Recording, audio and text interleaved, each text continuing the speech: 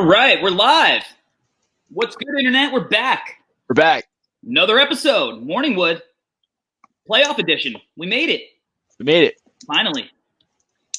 We made it through the bubble. It was a sacrifice on our part. It was really hard for everybody involved, but we did it, and we had an amazing day of playoff games, I think. Starting out with the Jazz versus the Nuggets, which was just really great down the stretch. Yeah, I mean, I think the Nuggets got everything they tanked for in this. This is everything they wanted, and it worked out everything that they've been hoping for and trying to accomplish, and they did it. I mean, even they couldn't have planned out it being any better with Mike Conley leaving the bubble. So, I mean, unfortunately, the Jazz are shorthanded. Donovan Mitchell did everything that he can possibly do, but it's just not going to be enough, especially if Jamal Murray is playing that way. Yeah, I think this is the Jamal Murray that the Nuggets organization is really hoping is the real deal. Yeah, I mean, if he's the real deal, and this is a thing, the Nuggets are not a round two losing team. They can actually compete. Yeah, and the Nuggets are shorthanded right now too. I mean, Gary Harris is still out. Will Barton's out. Bull, my guy, who I stood next to at a G League game earlier this year, and he is one of the strangest human beings you could ever stand next to, especially if you're not a 7-foot person, which I'm not. Shocker. But if he can do this consistently and be that closer that they need, they are a legit Western Conference Finals team, and maybe one of the teams that I think has a real shot at upsetting the quote-unquote favorites in the Clippers or the Lakers or whatnot. Yeah, I mean, it's only one game, so you don't want to overreact. But if Jamal Murray can do this, then it makes them a real contender. They're a real good team. It balances them out.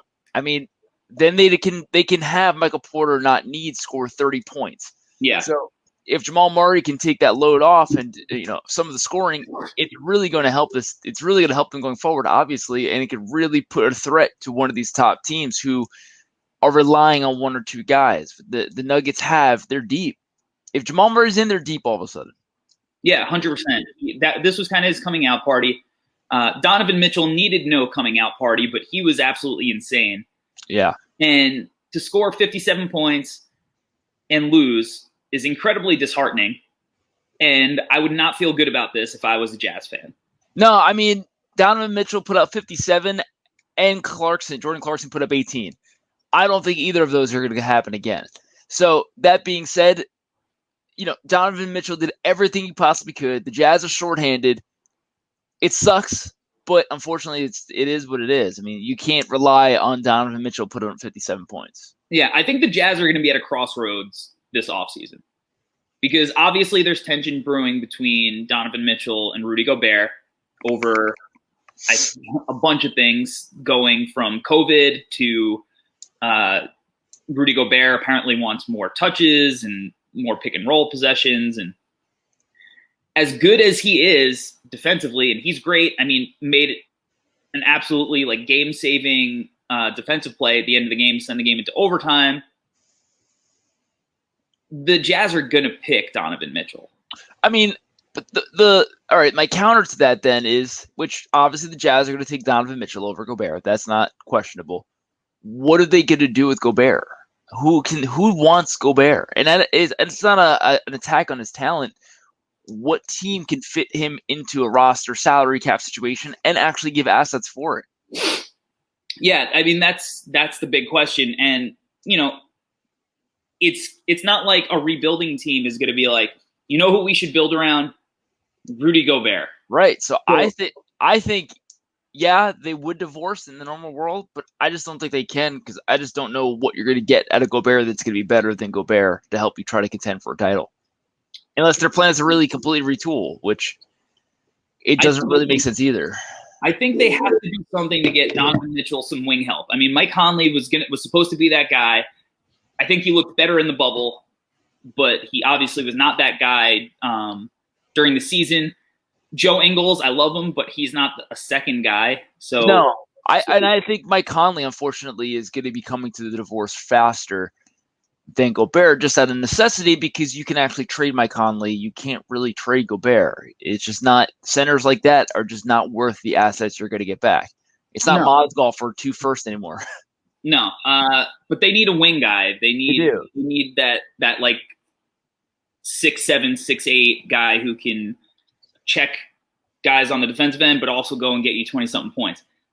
I don't know who that is. I don't know how they make that happen, but that's the crossroad that they're at and what they need to make happen if they are to kind of get to that next level. The Celtics have an abundance of those kind of guys, and that's really kind of what they need.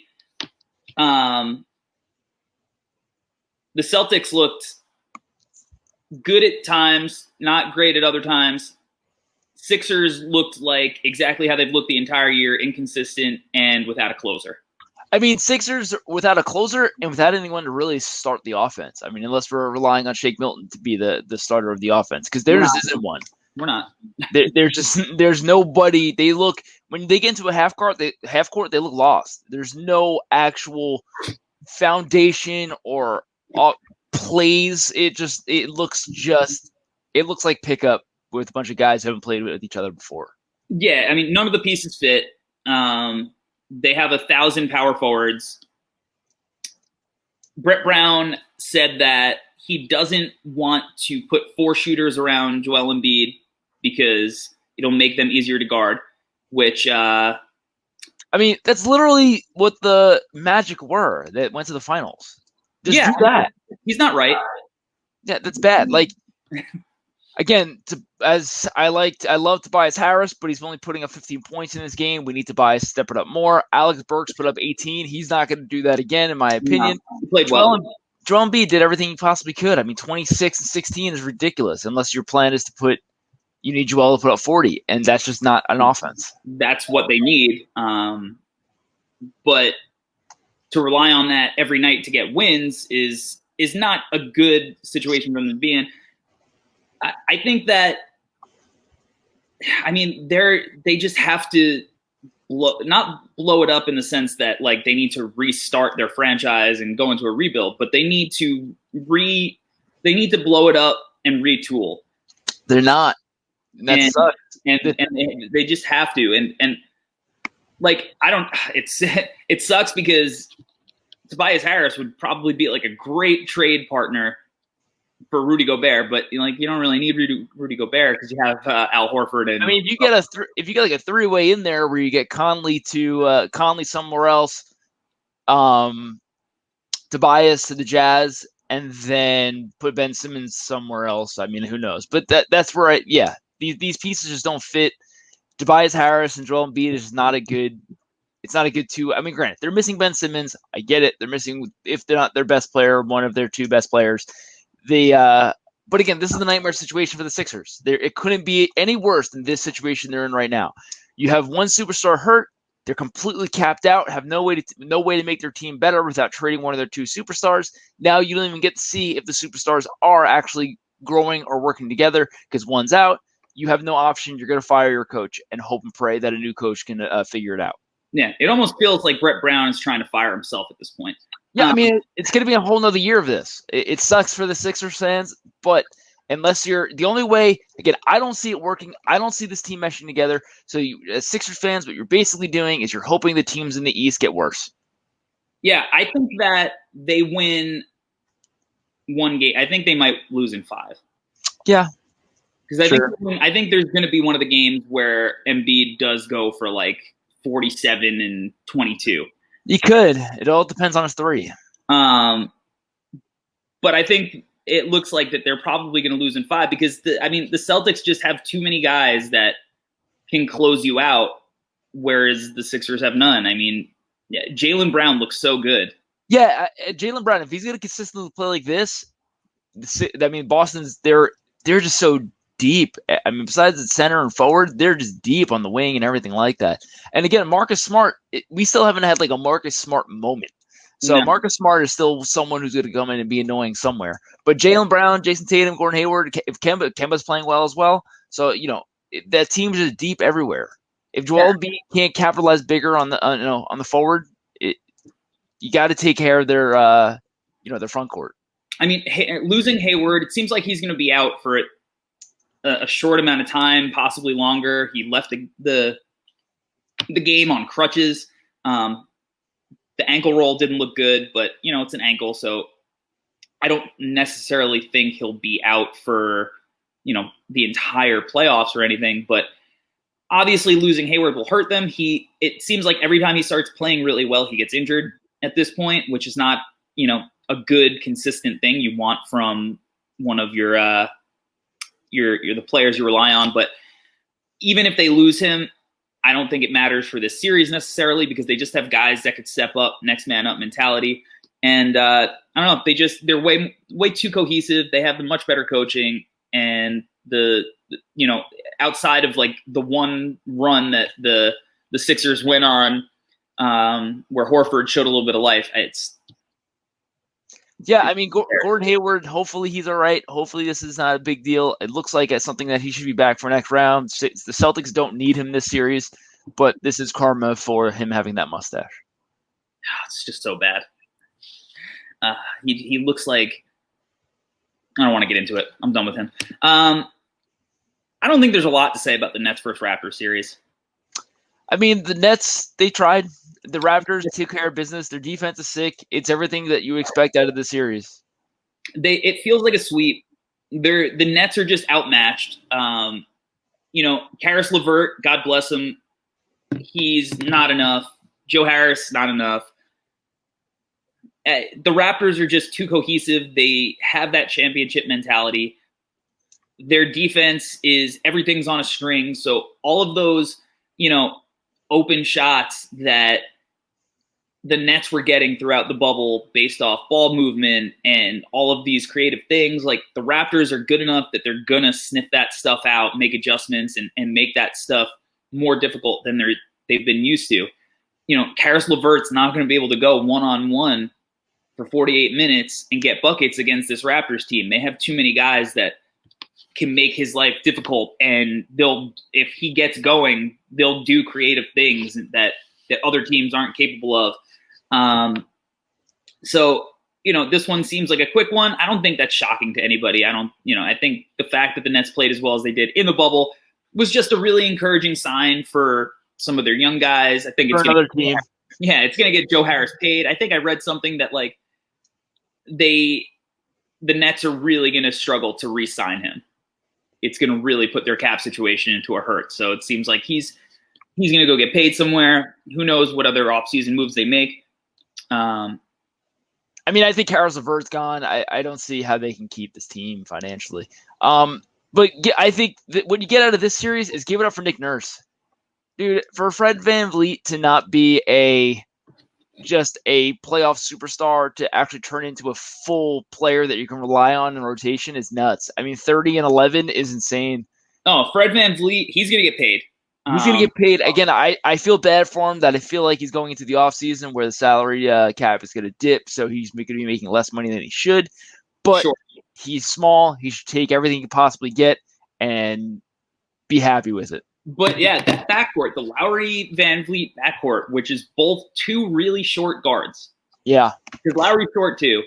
To have both of those guys be so good together defensively, to have them fit so well together offensively, and be legitimate threats to both go off for 20 plus every night, it's huge. The Raptors look like they could be legit title contenders. If VanVleet is hitting 8 threes in a game, he shot 8 for 10 from 3-point line. That's, you can't rely on that. But he's still capable of hitting 6 out of 10. He's still capable of hitting 5 out of 10. He's been doing it almost every game. Yeah, he gets, and it feels like everybody is going off in the bubble. It feels like these numbers are super inflated. Luka broke the playoff debut scoring record last night, which I guess if there was a betting line on that, it probably should have been like minus 250 for him to have the biggest playoff debut, where he threw up 42 points. Also had 11 turnovers, so right, as good as he played. But what do we think about this Porzingis ejection? So this is going to be a you just hate him because he left the Knicks situation. Sure. So was the call, bullshit? Yeah. Can you do you want to see that call in the playoffs? No. But Porzingis already has a tech. Come on, man. You're going to go after Marcus Morris? You dumb. You're more important in your team than that. Marcus Morris can take the techs. You dumb. You can't. What are you doing putting yourself in that situation? It's on you. It's not the refs. Everybody call it. Everybody crying the refs. The NBA has been like this for years. It's not 1985 anymore. I don't know what to tell everyone. It's not 1985. It's not going to be fistfights in the courts. Everything's fine. They got to call. They call techs on everything. This isn't a secret. It has been this way. This is not new. And what Porzingis did last night, it's not any that tech call has been happening all year. This is not out of the ordinary. This has been like this all year. Porzingis put himself in that situation. I understand you want to go protect your teammate, and I can appreciate that. But you have other guys. Let Boban go protect your teammate. Why do you got to do it? You're fake tough anyway. Yeah, I mean, was it a soft call? Yeah. Do you want it to happen in the playoffs? No. But again, I think you made the right point that you do just have to be smart. You can't let your emotions get the better of you because that's what winning teams do. They don't let the emotions get the better of them. This has been a consistent call all year. This is not this is not like a wishy-washy, is this a pass interference call or not? This call has happened all year long. If you retaliate, you get a tech. Is it soft? 100%. Has it been this way? Has it been soft the whole year? It has. Yeah, and if he didn't have a tech, go for it. Sure, why not? Like you said, everybody in the NBA is fake tough. We're not going to lead to fights. All you're going to do is jaw, maybe push, shove, whatever. But yeah, not worth it. I mean, do the Mavericks win the game regardless? Probably not. It would be competitive in the end. Who knows? It was competitive in the end regardless. So sure, right. But Porzingis would help. You'd rather have Porzingis, of course. But I don't think losing Porzingis was like that's the reason that the Mavericks lost necessarily. No. It definitely hurt. But I'm also concerned about who else is going to score now? Right. I mean, that team. You take Porzingis off that team, that roster looks way different. And I mean, even with Porzingis, I mean, you're looking at I got to rely on Trey Burke, Seth Curry. You got to rely on Seth. You got to rely on Tim Hardaway. It's all guys that really, I mean, probably like Seth Curry the best out of all of them. For sure. But they're all journeymen who are, Tim Hardaway as your third option, it's not going to be consistent. So, especially with the defenders that the Clippers have, it is a tough matchup. And I almost feel like similarly to how I did with Donovan Mitchell putting up 57 points, if Luka's going to put up 42 and 9 and you're still going to lose, you're in a tough spot. The difference I feel like with that, yeah, I mean, of course you can't rely on Luka putting up 42 or whatever. But the difference with that is that one night Luka might not need to put up 42. Porzingis can put up 38. Yeah. Where Donovan Mitchell, there's nobody else. Like it's on you, buddy. Like you got no one else to help do that. Luka can put up 25 and Porzingis can put up 38. Yeah. It's not going to happen with the Jazz. There's just nobody else out there. It's entirely on Donovan Mitchell, and I think that's my least favorite Donovan Mitchell is when it's all on Donovan Mitchell. It's not fun to watch. It's literally just ISO. It's 1-on-4, 1-on-3 over and over again because there's just nothing else. He has no other choice. But with this, everybody dogged the Clippers for the Marcus Morris Knicks trade. This is exactly what you need out of Marcus Morris. Marcus Morris' job is to be annoying and score some points. If Marcus Morris is going to put up 19 points and be annoying, it's worth it. Again, it's one game. We'll see if it continues. But 19 points out of Marcus Morris and be annoying, that's his job.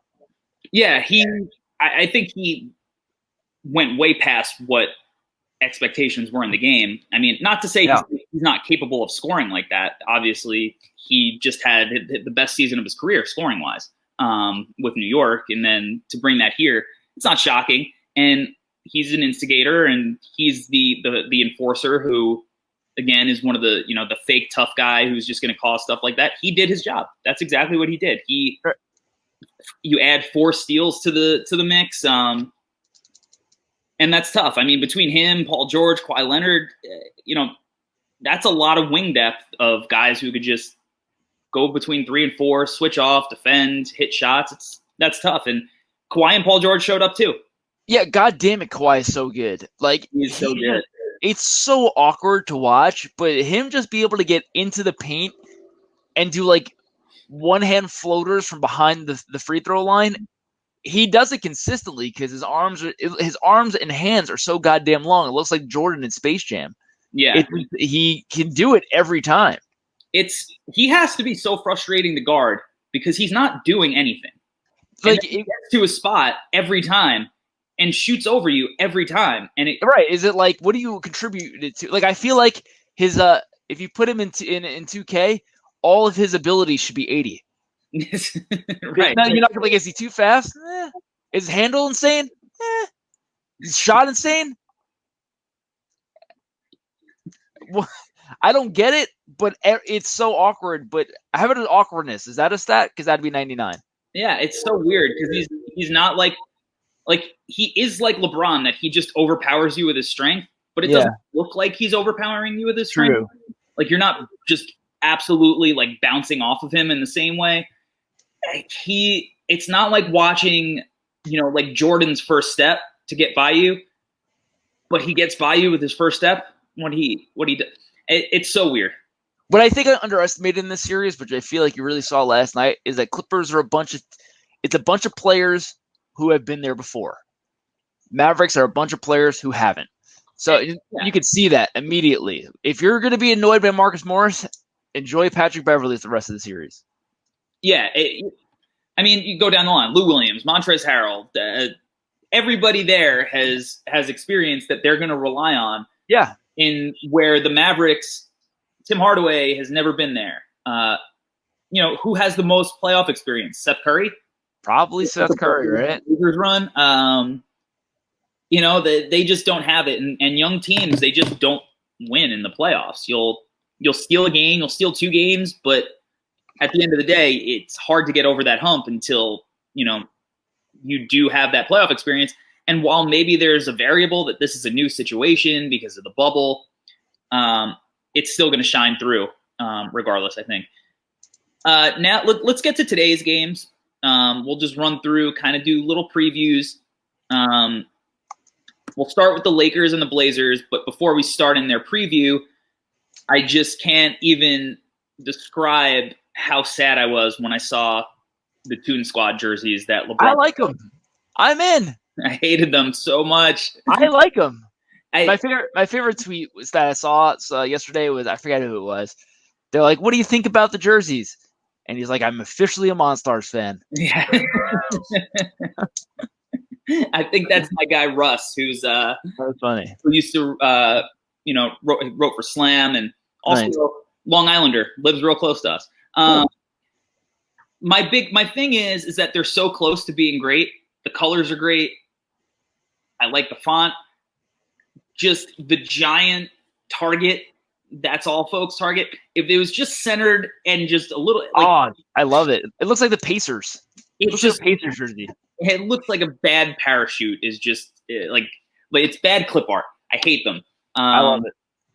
I hope I don't hate the movie, but I hate the jerseys. I hope they CGI fix it like they did Sonic the Hedgehog. Sure. Yeah. So I think this is going to be a quick series. Blazers, that fast? God, nothing would make me happier for a Damian Lillard redemption story. Keep everything going. Just 45 points a night. CJ comes through, 23 points.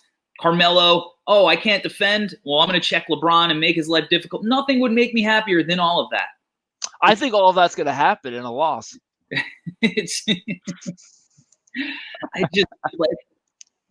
How on earth are any of these dudes going to stop whatever the Lakers want to do? They couldn't stop Joe Harris and Karis LeVert, and they're going to stop Anthony Davis and LeBron James. It's not going to happen. It's not going to happen. I mean, God forbid any of the bodies on the Lakers, any of the corpses on the Lakers hit a 3. Besides, if you get anything out of JR, anything out of Deion Waiters, at this point, unfortunately, anything out of Danny Green, This series is going to be cake for the Lakers. It's either going to be a sweep or 4-1. Yeah, and the 4-1 is if Dame goes for another 60 piece. Right. Again, like, it doesn't really. There's nothing they can do. They just don't have the defensive guys to stop, and it feels like this is the series that Danny Green gets his mojo back. Right. To me, I think Bucks Magic's going to be another quick one. Yeah, the Magic, they just don't have enough. The Bucks are too good. They don't have enough. Please get Magic, Aaron Gordon. Please let's get him somewhere else. Yeah, maybe Aaron Gordon's is the guy that the Magic should think about sending to Utah. Yeah, I mean, I guess for what though? I mean, again, Mike Conley, or you talking? You don't want Gobert, so maybe they move Vucevic. You get Gobert to Orlando. We do some kind of three-way trade. Aaron Gordon's still there. We get it. We move Aaron Gordon and Vucevic. You move Vucevic for somebody who fits a little bit better, and try to get Gobert to Orlando with that. The only way to do it is you got to get Aaron Gordon would have to go somewhere. The team would have to have expirings and be able to give up draft picks. Because if you're trading for Aaron Gordon, I think you're going all in to try to win. Well, he's still young enough that you could, like, I think him and Donovan Mitchell, pair them together. Let's see what we got. Yeah, I'd be fine with that. I think that would be great. But it's going to be a short series. I think the Bucks are going to sweep them and win by an average of 1,000 points every game. Yeah. Thunder Rockets. This one could be interesting. I'm stoked for this series. Do you know what the spread is on this? If you had to guess right now without looking at anything, what's the spread right now? Rockets -7. Try OKC -1.5. Okay. So I don't know why. I don't know what's going on with that. That doesn't make any sense. I'm betting the Rockets. I think the Rockets are just better. Chris Paul's great, and it's a lot of fun. I love the revenge of Chris Paul. I love the storylines. I think this is going to be a fun series. I guess because they're banking on Russ being out, but even Russ is out. Do the Rockets have, the Thunder have enough? No, they don't. The Thunder, they still don't have enough shooting. I guess they're thinking that Steven Adams maybe will have a field day on the boards against small ball, but at the same time, Steven Adams isn't going to be able to guard the perimeter for an entire game. And now we're getting down to the Nerlens Noels of it's, I don't know. The Rockets, again, there are guys who have been there before. Chris Paul's been there, Gallo's been there, Steven Adams been there, but I don't know. It seems like the Rockets know who they are. The Thunder seem like that team to me that when you look at their roster during the regular season, you're like, yeah, I love SGA. I love these guys. Yeah. I love Gallinari. And then you're in the playoffs, you're like, oh, I got SGA, I have Gallinari. Yeah, and who's stopping James Harden from doing whatever he wants the entire game? I mean, no one does it any game. Yeah, and I think people are forgetting how good James Harden is. Like, he's so good. He's outrageously good. Like, think about how ridiculous Luka is. James Harden's been doing this for years. Yeah, like the same stuff. James Harden, he's better than Luka. Right, and he's been doing. It's not like Luka's insane, and he puts up a bunch of stats, especially the bubble stuff he's been doing is ridiculous. James Harden's like 4 years in on that. He's maybe longer. Maybe longer. He's going to do whatever he wants. I think that there's so much 3-point shooting on the Rockets that I just don't. In a series like this, it's not one of the series they're going to die by the 3. So I don't know why OKC's favored. I don't see the Chris Paul revenge situation happening. As well as he's played in the storyline, they've exceeded expectations. It's great. I'm sure Chris Paul will show up and have a great showing and everything, but even without Russ, the Rockets I'm taking the Rockets, and I can't believe OKC's favorite. It's crazy. Let's go Rockets. I think this should be a series to where we'll be able to buy some time to get Russ back. They probably don't need Russ, and we'll save Russ for next series. Yeah. We have Heat Pacers, what seems like round 4 at this point. Yeah, this got to be the best series, right? That from today, yeah. I think Thunder Rockets will be somewhat competitive. Sure, that'd be fun games. But yeah, the Pacers Heat, I guess, is the most evenly matched. Yeah. Even though I think the Heat should be favored in the game, but they are. Yeah, this one will be, I think, there's a lot of bad blood, animosity. They've already played each other a couple of times, so there's, they already have some kind of a scouting comfortability with each other, and it's yeah, I'm excited for it. It's going to be a boxing match. It's going to be a slugfest. The last, I think, maybe 2 times they played in the bubble, we didn't get full starters because I feel like they were trying to rest because it was inevitable that these guys are going to play each other in the playoffs, so they were basically resting to see, try to save what you got, save all the looks, so they'd be able to go for this boxing match. And now it's time to throw all the punches. I'm excited to see what this matchup's going to be. I can't really call it. I mean, I like to think the Heat are just better. The Heat just have more. Pacers really got to rely again. We're relying on one guy who hasn't really shown up before. It's going to be a lot. I don't think Oladipo is going to go off in regards to putting up 30-something points. But on the other side, you can't really rely on TJ Warren going for 30-something points either. Can he do it for a game? Probably. Can he do it consistently? The answer is no. So where else are you getting the scoring from? You're hoping that Brogdon does, is like a 20-point per game series. You're hoping that Miles Turner gets hot and, gives you 15 a game, something like that. On the other side of it, if the Pacers can just stop Kelly Olynyk from having his 20-point game and having stop Jay Crowder from his 15-point game. These are the players that you just can't let. Everyone else is going to get theirs. They're going to get points. But those 2 guys, if you could stop Jay Crowder and stop Kelly Olynyk from putting up those extra points, I think that's huge. I think my strategy, if I'm the Pacers, is I let Jimmy get his. Yeah, you let Jimmy get his. Let him get 30-something every night. And I'm taking out Duncan Robinson. Take out Duncan, let Bam do him, and you got to take out Kelly. If Kelly Olynyk puts up 20 points, it's an instant loss. I'm guarding Jimmy one-on-one. I'm not crashing on shooters. I'm letting him get into the paint and try to do whatever he wants. I'm trying to let him be a scorer and kind of be that lone guy like he was on the Bulls. And I'm trying to take out everybody else because if they stop Duncan Robinson from shooting, he's the best shooter of all time. Every time he shoots, I think it's going in. I'm trying to stop Tyler Hero. I don't want him to get all swaggy and start feeling himself. Take away Kendrick Nunn, all these guys who are new to what playoff basketball is going to be like. I'm trying to take all of them out and let Jimmy get his. That's my strategy. Yeah. Well, because also Jimmy's great. I love Jimmy. Jimmy's great.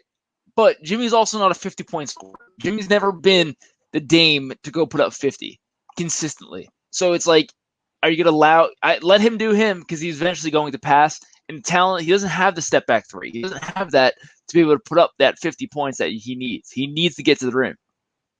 Yeah, and that getting to the rim opens up his playmaking, and that's how, a lot of these shooters get open threes. I'm not trapping him. I'm not letting Bam get open at the free throw line off the short roll and where he can create. Yeah. Let Bam get to the rim.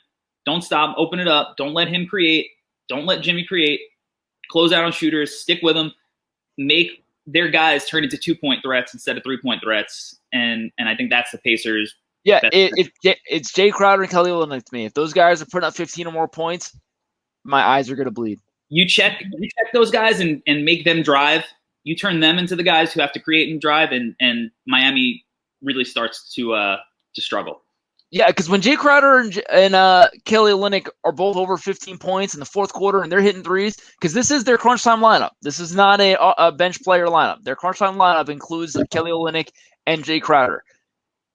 It's a lot, when they both have 15 points each in the game compared to when they both have 5 points, it just looks a lot different with who you're relying on. Yeah. The confidence goes down way less when they're both shooting 0 for 6 or something like that, or 1 for 7. Yeah. Shout out Jeff in the comments. Good morning. Playoffs. It's great to have him back. Agreed. Welcome back. Super stoked. And that'll bring us to, I think I know what your best bet is. I feel like we touched on it. I feel, correct me if I'm wrong, but I think you're taking the Rockets plus 1.5 over OKC. Everything. Everything. I'm gonna I'm going to take the Lakers minus 6.5 over the Blazers. Sure. I think we're going to extinguish the Blazers hype real quick. And again, I love Dame. He's my favorite player in the league to watch. The Lakers have to, because if the Blazers come out and win tonight, wow, is it going to get loud for them? Yeah, I hope I'm wrong. I hope I keep my I feel like I'm doing the reverse jinx situation right now because I think I'm like 3-6 on best bets or something right now. Larry's on fire. He's at least about 6-3. But yeah, I mean the Lakers have to stop. If the Lakers don't, it's going to get really loud and really annoying. If you think Dame Twitter noise is annoying now, wow, LeBron, you're going to be in for a rude awakening tomorrow. Yeah. Skip Bayless is in a real tough spot right now because he hates LeBron and he's been hating on Dame. So I can't wait to see how he flippy flops on. It doesn't matter. He's never wrong. You can't. It doesn't matter. Your flips don't matter if you're never wrong. That's true. All right, that's gonna do it for the playoff preview / playoff recap of Game 1 of the playoffs for Morningwood. We'll be back again tomorrow. Probably at 9 a.m. I'm not sure of the time. For some reason, I have an outdoor scrimmage for my basketball team tomorrow. So we'll see, and we'll be back the rest of the week as well, going over all of the happenings. And that's it. Peace, guys.